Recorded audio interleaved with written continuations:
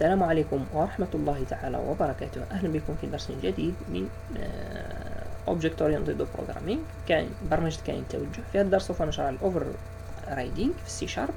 الأوفر رايدنج قمت بإنشاء وشية باش نشرحوا هذا المفهوم. قمت بإنشاء كاستمرز سي ار كلاس بروجرام برينسيبال اي سيبلي سي ام كلاس. سيبلي سي ام كلاس فيها فيلدز نيم وكاينه ميثود ترجع لنا هذا النيم. في الكاستمرز ار ام كاين فيلدز اللي هو كاستمرز ار ام نيم وكاينه ميثود ترجع هذاك النيم اللي هي ريتورن للنيم. وعندنا واش هو البروجرام برينسيبال اللي هو البروجرام اللي تيكزيكيتا اول يعني في المين هذه اول بروجرام تيكزيكيتا هو هذا.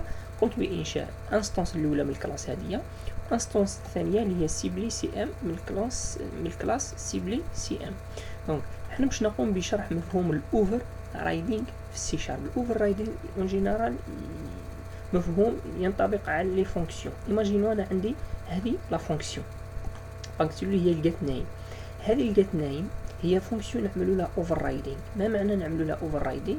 نفس الفونكسيون يعني نقوم بحملها واضافتها هنا نفس الفونكسيون، لكن هذه الفونكسيون كما راكم تشوفوا هنايا نقولوا تعمل عامل واحد اخر، يعني ترجع لنا هذا النيم ما ترجع لناش النيم نفسه. هنا نقدروا نقولوا عملنا واش عملنا ان اعاده كتابه لهذه لا فونكسيون. هذه لا فونكسيون تواجد في الكلاس هذه عاودنا كتابتها في الكلاس هذه. دونك باش يصبح ان اوفر رايدنج والإديتور يعطينا انذر اسمه باللي كي عندك ان اوفر رايدنج، يعني حاب يقولوا كي عندك اعاده لكتابه فونكسيون. يعني لقيت نيم كتبتها هنا وكتبتها هنا ينبهك الإديتور يقول لك عندك اعاده الكتابه. انتبه هل لا فونكسيون هذه تعمل نفس عامل لا فونكسيون هذه؟ اذا كان صحيح فهنا يعني لا داعي لتكرار الكود، يعني لازم هذه لا فونكسيون تعمل عمل معين ونفس لا فونكسيون مي تعمل عمل اخر. دونك ولكن يعني باش يكون كاين اوفر رايدنج لازم هذه لا فونكسيون تكون موروثه من طرف هذه الكلاس. يعني هذه الكلاس تكون موروثه من طرف هذه الكلاس، يعني سيبلي سي ام تكون موروثه من طرف هذه الكلاس. يعني الكلاس كاستمرز ارام تورث من الكلاس سيبلي سي ام توت لي ميثود و توت لي فيلدز و توت لي كيفاش نقولوا لي ميثود. شوف درك لو كان نعملوا ان تي اكزيكيسيون شي يقول لنا ليديتور. يعني هنا اوفر رايدنج كليك دروات اكزيكيوت ليليمون. شوف واش قلنا هذا ما نهتموش ليه. شوف قلنا اوفر رايدنج كاستمرز دوت جيت نيم هيدز inheritance number overriding سيبلي دوت جيت نيم. دونك عندك في السيبلي ميثود قال لك، وعندك في الكاستمر عندك ميثود يحملوا نفس الاسم. هنا اعطاك افيرتيسمون، يعني قال لك انتبه، يعني انتبه باللي عندك عاود فونكسيون لازم لك، يعني كيفاش نقولوا لازم لك تعمل لهم، يعني كل فونكسيون تعمل عمل معين. يعني هنا ترجع لنا النيم تاع السيبلي ما كان حتى مشكل، هنا ترجع لنا النيم تاع الكاستمر يعني ما كان حتى مشكل. دونك هنا بلي زانستانس دو كلاس، يعني بهذه الانستانس دو كلاس يعني هنا الانستانس دو كلاس هذه ايماجينو درك نروحوا للكاستمر نيم كاستمر ندو لها النيم هنا ونقولوا باللي هي عباره عن كاستمر ريليشن شيب مانجمنت.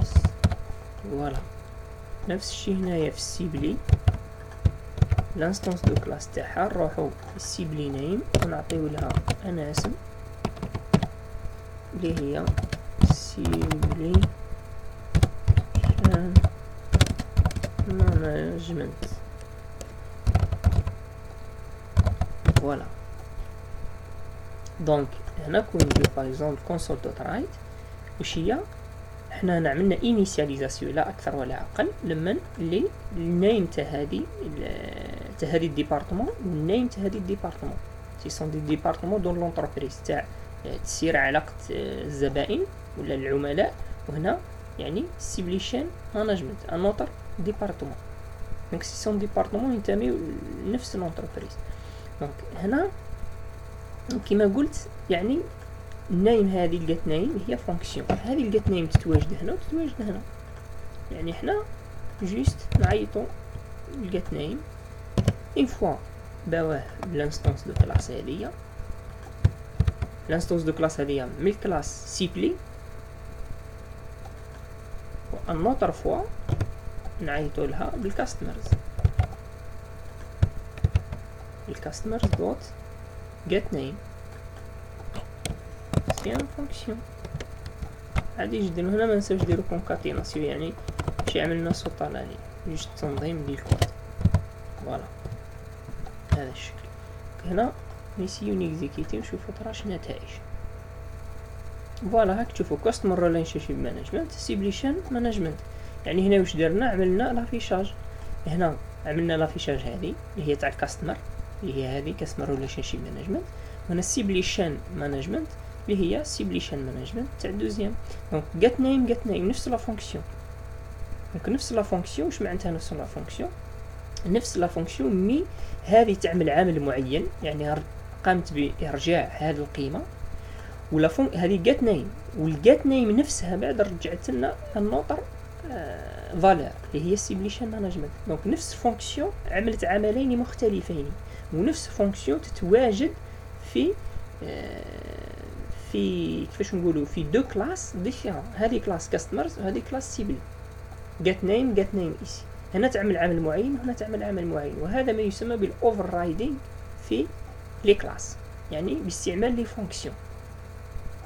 دونك فوالا هذه هي يعني الفائده من الاوفر رايدنج. الاوفر رايدنج باش تعمل له يعني باش تقوم بامبليمونطاسيون تاع اوفرلايدنج لي فونكسيون في لي كلاس، هي انه تحكم فونكسيون اسمها، يعني تعمل عمل معين هنايا، تحملها هي نفسها بعد تعاود تقوليها في ان كلاس واحد اخرى ولا بنفس الاسم، ولكن تحمل يعني تعمل عمل معين اخر يختلف عن العمل اللي تعمله هنايا.